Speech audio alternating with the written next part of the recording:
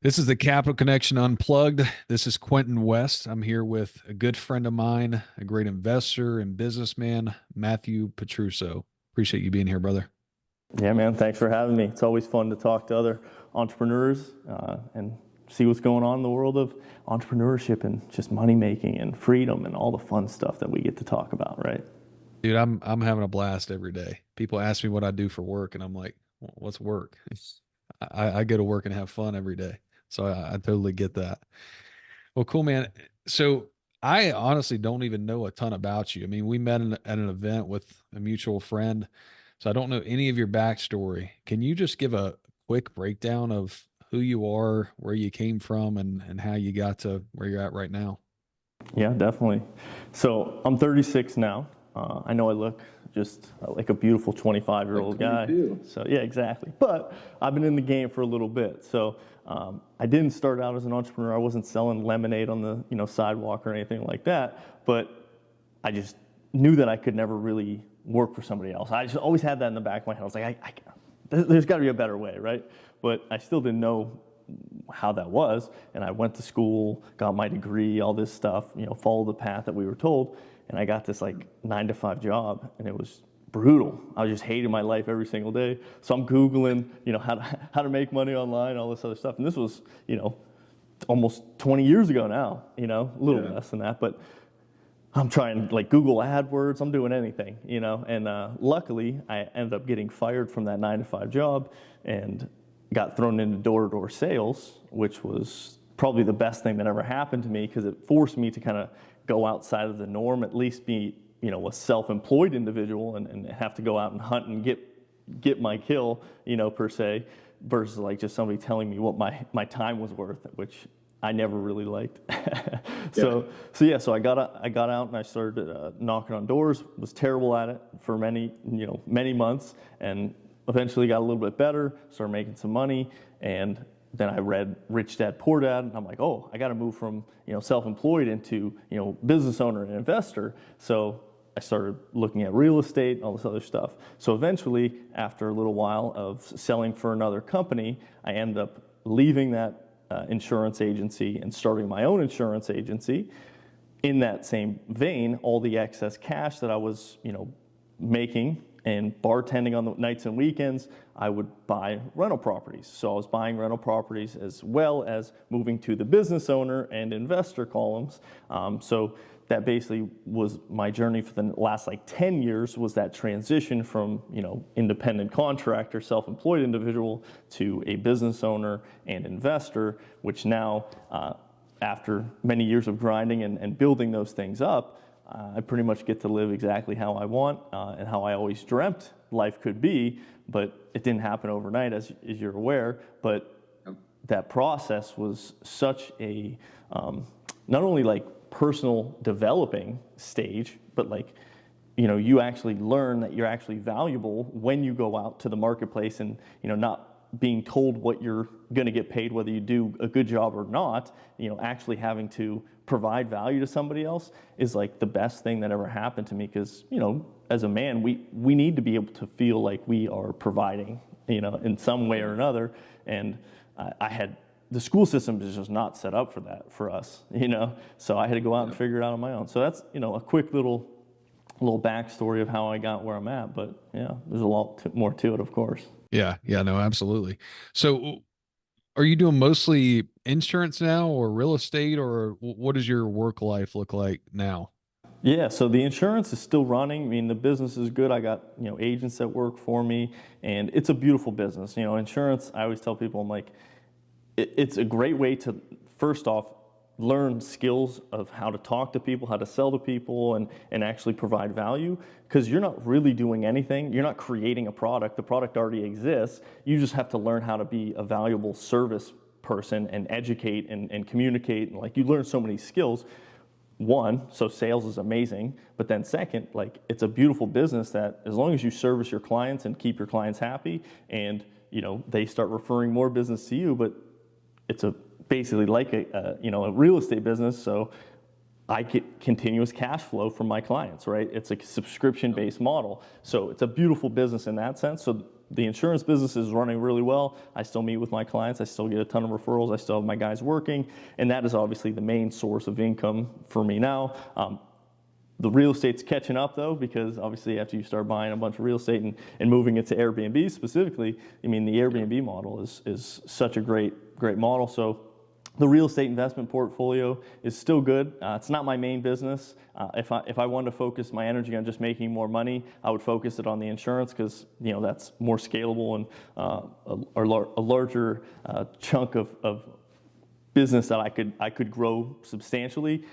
Real estate for me now is more, I started investing, I think I told you this, I call them, more of like lifestyle investments. So I'm buying properties that will still make me money, still appreciate in value, but now they're in places that I want to go, all right? Yeah. So that's really where the real estate portfolio is going now, but that's not how it started. Gotcha. What does the portfolio look like right now? So yeah, right now, the main chunk of business of my real estate portfolio is based pretty much near college campuses here in Pennsylvania, and they've been transitioned to Airbnbs. They do really, really well. I also have a place in West Palm Beach, Florida. That's just a single unit condo, but really high end, really expensive monthly rents. Unfortunate thing is it's a minimum 28-day rental, but it's fine. It makes it rents out and people love it. And then I have also a place in Playa del Carmen, Mexico, which is also just a single unit. So starting to transition into places outside of Pennsylvania, because to be honest with you, Pennsylvania is a phenomenal cash flowing town, right? If you talk to Justin, like the appreciation of the properties aren't going to be, like they are in West Palm Beach or Miami or something like that. But the cash flow is insane in comparison to what you're able to get, So yeah, that's kind of like the majority of the properties are still here in Pennsylvania, but trying to transition the properties, just adding to the portfolio of lifestyle investments. So, gotcha. Have you thought about any commercial real estate? I've looked at some commercial. To be honest with you, it doesn't really interest me that much. Yeah. Just get like, if I had a good partner that was like, specializing in commercial and knew that side of the industry, great, but it's not like, if it's just like a money grab, I'm not that interested in it. If it was like, hey, there's a really cool opportunity with this commercial, we're going to do this type of thing. I just want to build stuff. Like I'm at a point in my life where I just want to build cool stuff with cool people. Right? I'm there with you. Yeah. So if the opportunity arises, maybe, but. Yeah, no, I got you.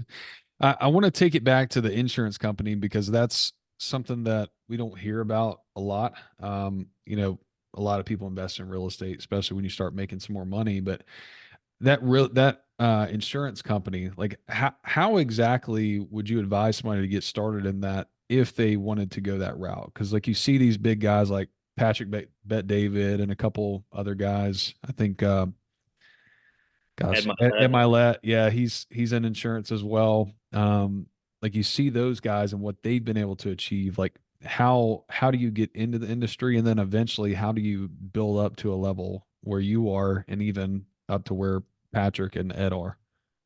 Yeah, I always tell anybody, be very clear on what your objectives are, because you can be persuaded into so many different industries, so many different vehicles. And even in my path, right, like I always knew like my highest value was control and freedom, right? Like I've never had like this like burning desire to be like the biggest insurance agency, the biggest real estate investor, any of this stuff. I always knew that like I just wanted to have control over my life. And yeah, of course, once you gain control, what am I going to stop and just like retire? Like, no, of course, but I'm going to keep building, but I'm going to build it at my pace. So I think insurance is such a great industry to allow me to be in that vehicle at such a quicker time frame. Like I always tell people, like you could go into sales and you could go sell a car, right? And maybe you might make some money up front, but the next time you make money is the next time you sell a car, right? So the vehicle for control and freedom, there's better vehicles. So my objective was, how fast can I get to control and freedom, right? And the Airbnb model is actually a really good model for that too, because we know, cash flow is the thing that will separate your time from money. But so like I didn't know all this. You know, Airbnb wasn't around when I was starting out and stuff like that. So insurance was a great way to get into it. I fell into it luckily. You know, luck is a great play. You know, that we all have to understand exists. And for me, when I got fired from my 9-to-5 job, I was already looking at insurance. I actually already got my insurance license, and my dad was an insurance agent for the company that I started with. When I first got my insurance license, though, it was really funny. I was still working for my 9-to-5 job. I hated it. I was miserable, and I actually got my license, and I was like, hey, Dad, I'm going to go and come work for you, and you're going to teach me how to be, you know, rich, right? And when I told him, because I didn't tell him I was taking my test, but when I came home and I told him, hey, I passed my test, I want to come work for you, my dad actually told me, you should stay and, you know, you got a nice, safe and secure job, and didn't want me to come work for him. Because, you know, he knew how hard it was. He knew how difficult it was. Like, you're not making any money unless you go sell something. So I was lucky enough to, when I did get fired, my dad was like, all right, I'm not going to treat you any differently. You got to go out, and I'm going to train you like I would train anybody else. But after, you know, the 2 weeks of training, you got to go knock on doors. You got to go figure it out yourself. So that's how how it started, you know. But really, there's so many opportunities now to get into insurance. It's like the barrier to entry is not that hard, right? Like, you have to go get a license, okay. Then my specific niche, I niche down to Medicare, like senior services. So I niche down. I had to get a license for that, and then I go talk to senior citizens. So at the beginning, you can't like think of it like, oh, how am I going to get to, you know, Ed Milet or Pat Bet-David's level? You just have to go out and sell something. You got to go talk to people, right? And then like figure out, it's like, is this something that you truly would be able to do for a significant amount of time? It worked for me because I like talking to people. I like kind of, you know, as they say, the gift of gab. I just like talking. So it kind of aligned with who I was and my personality type. So even though I got a bunch of doors slammed to my face, I kept going. So Yeah, exactly. Yeah, that's awesome, man. Yeah, it's that perseverance that really makes or breaks a person in an opportunity like that. I saw the same thing in real estate sales. I mean, when I first started, I had no idea what I was doing. I was just throwing something against the wall and seeing what stuck. But it was the vehicle that got me to the next thing. So absolutely agree. And you never know where that vehicle is going to take you, as long as you're open to being able to adjust and adapt, right? There's so many people, especially even in insurance, they almost like let it become their identity, and then like everything that they do has to be tied to this identity. Like, yeah, I sell insurance. I have an insurance agency, but like, I wouldn't tell people like, hey, I'm an insurance agent. You know what I mean? Yeah. Like people like connect this like identity, because but then if something ever happens and like there's another opportunity in another vehicle, you're already like, well, no, this is who I am. Right. Yeah. Yeah. If you're open, that's why I've still, I'm like, just, there's so many vehicles. Just keep yourself open. You're a multifaceted human being. Right. Yeah, absolutely. Yeah. I like what you're saying about the lifestyle by design, or you said something around that. And I think that there's not many people that can honestly say they're living their dream life, or they're living anything by design. I mean, they drive a car they hate, they go home to a home that they hate, to a spouse that they probably don't love too much.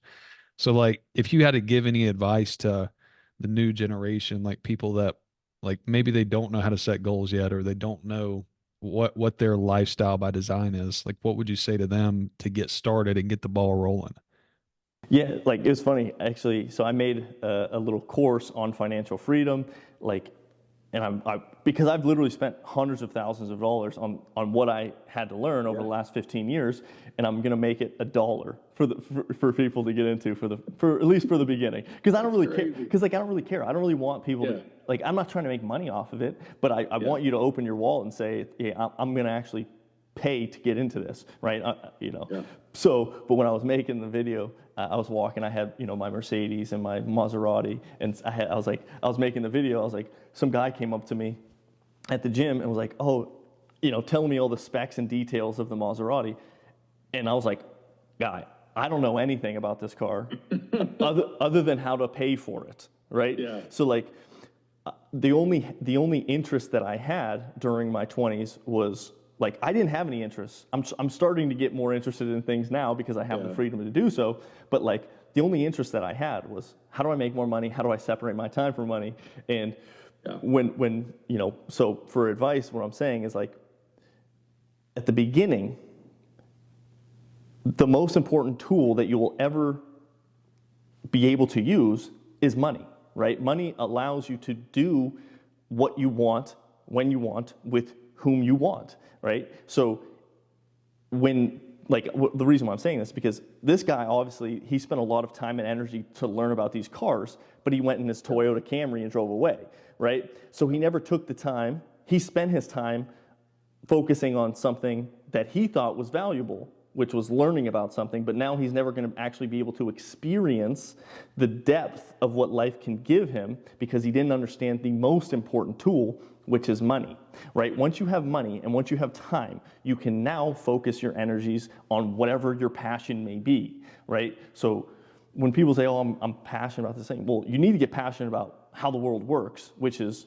we all trade something for something else. And money is that main tool right now. So you better learn how to figure that out first, right? And then you can, you know, start figuring out, you know, all the other shit that you like when you get that time back, right? So I know people are like, oh, you know, I just want to do what I'm passionate about. I'm like, you won't find passion until you're like valuable to somebody else.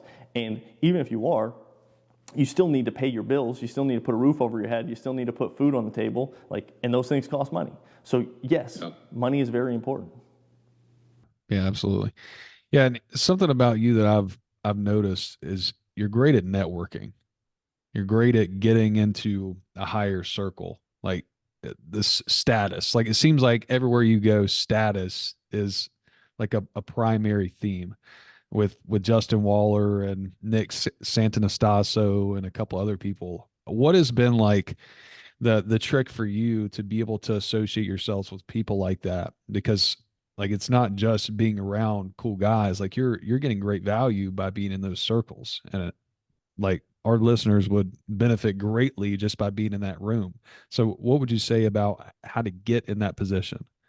Yeah, once again, it was kind of by design in the sense that like I never wanted to, and which this is, you know, just how obviously there's going to be partnerships and things like that with these people just naturally because they're your friends. But like all the networking that I always did was always based on like I just want to be friends with cool people. So like what type of person do I have to be in those circles? Not like and most people will go into circles like, oh, I need to get something from these people. I need to get something from these people. The nice thing about my business is, the nice thing was, well, my business was running off of senior citizens and real estate.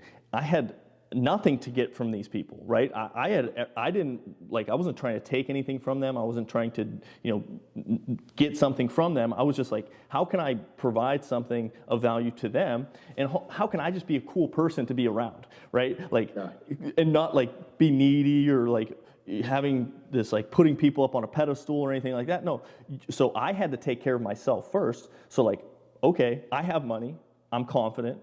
I think I'm, you know, fairly stylish. I know how to take care of myself. So like I can hold myself in wherever I am because I don't need anything from everybody else and I feel very confident in who I am. So if you don't like me, like I don't really need to be your friend anyways. So, you know, so like if you go with that mentality, it's like, I'm not trying to say like, you know, you have to be a dick or anything. It's like, no, you have to be confident in who you are and then just be like, because most people, when they're like high status people, a lot of people put them on like pedestals and then they start to like either try and take something from them or they try and put them on a level which makes them feel very uncomfortable. Like if somebody ever comes up to you and like basically, you know, pedestalizes you, you have to try and like stay up to their fictitious view of who you think they are. So then like it's just an incongruent like relationship. Yeah,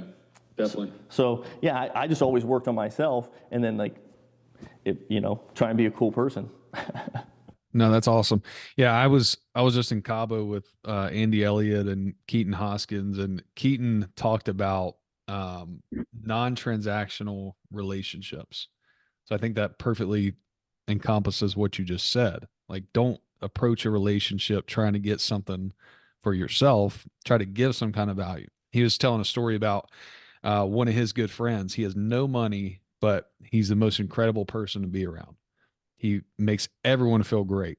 He always tells you he loves you, kisses you on the face. Like, I mean, he's just a great guy. And that's the value that he brings into his life. So regardless of how much money he has, like, he's just a joy to be around, and that's why he fits in with so many big circles. So I really like what you said. Well, just to go on that a little bit. So like for me, I always knew I would like, I'm a very playful, I'm a very happy, I'm a very energetic and personable person, but but I lost a bit of that when I didn't feel like I had control over my life. So in my 20s, to genuinely to bring myself back to being that playful and confident person, I needed to go out and find how to make money, how to be confident, how to take care of my finances in my life. And if I didn't do that, I wouldn't have been any fun to be around, because like in my 20s, I was not fun. Like I was like kind of a miserable guy, because I'm like, I have a vision of where I need to go and I'm not there yet. So yes, there's a little bit of a balance there. It's like, I knew that the only way to bring me back to the best version of myself was to get to that point of, financially free. So. Yeah, no, I definitely relate to that. When I didn't have a ton of money, I mean, I just felt like I had one mission, one goal. I didn't want to play. I didn't want to have fun. I just wanted to, pursue the goal. That was it. And I think that a lot of people, especially if they have always worked at 9 to 5, like, there's a part of themselves they don't even know exists, because they don't know what it's like to not have to answer to somebody on what time they have to come into work, when they can take a vacation, when they can take a lunch break.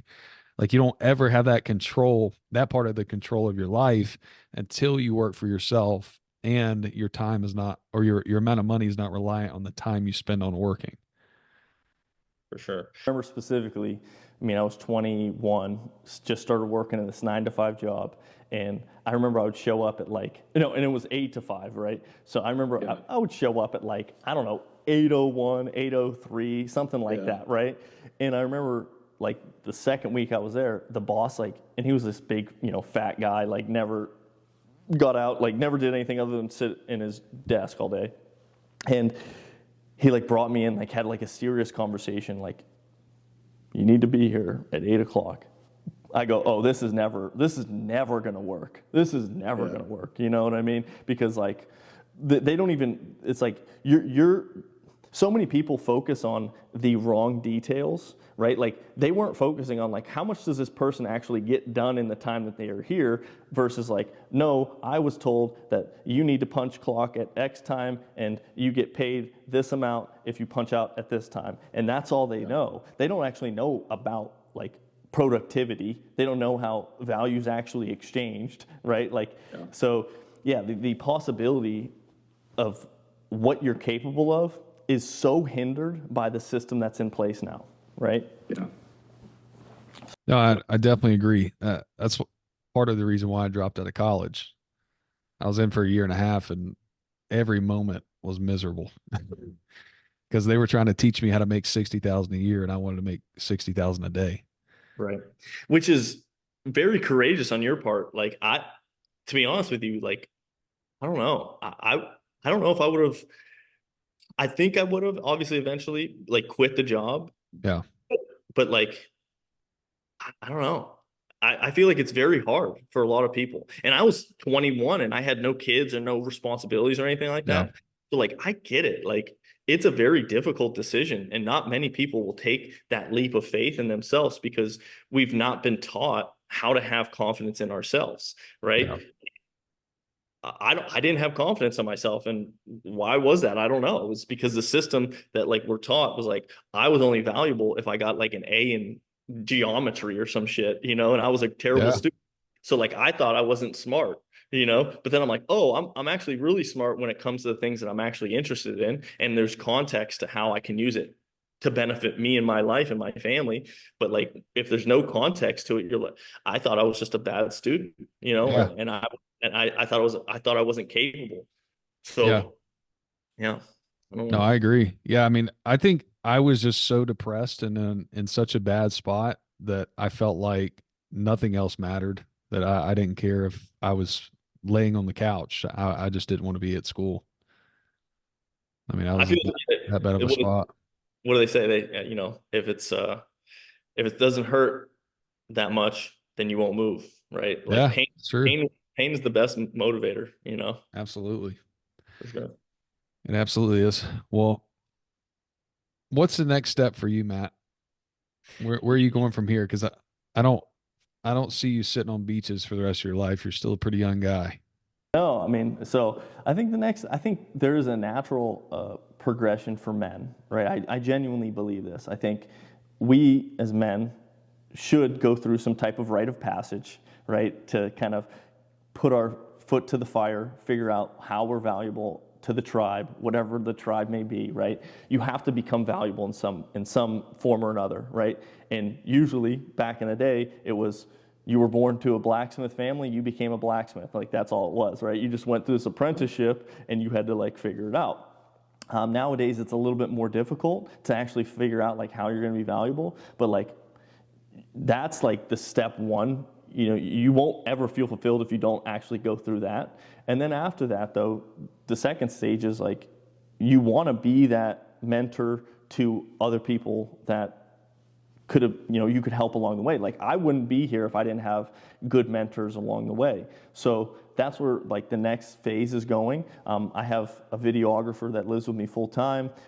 We create a bunch of content over on YouTube, doing a bunch of these podcasts, and like I said, we just created, you know, the financial freedom formula course that literally is going to be $1 to get in, and I want to do a lot more stuff like that just to give back, and to be honest with you, and see people progress, and not only for them but like selfishly for me. Like I'm not, you know, saying like, but selfishly from the standpoint of like, do I actually know what I'm talking about? You know, do I actually have value to give, right? So like, you know, I want to like I'm on that pursuit of just being able to give back what I've went through. You know, so that's the next journey. I'm obviously going to continue to build the businesses and you know, make them better and continue to pursue something or another. And the most part, I think, with any of this stuff is like we just want to build fun and cool things with fun and cool people. So that's why I love, you know, connecting with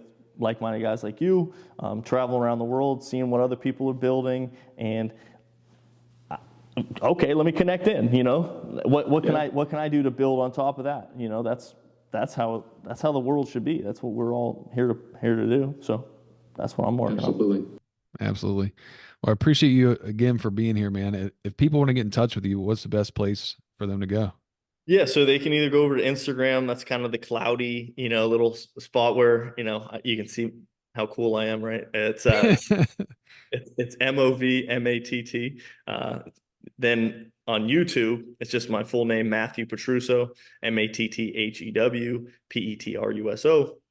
That's where a lot of the more long form stuff. And then John, my videographer's literally been posting 5 shorts or whatever a day on YouTube. So we're just like That's awesome. hammering content out. So yeah, if you want to get some good stuff, some entertainment. So it's not just educational, you know, we're trying to make it fun too. So like, Yeah. you know, there's like 1% of the world that like actually goes to learn. You know, the other 99% just want to be entertained. And if you can Trojan horse a little bit of education in there, you know, that's what we're trying to do. So For sure. 100%. Well, thanks again for being here. And thank you guys for listening to this episode of the Capital Connection. We'll see you in the next one.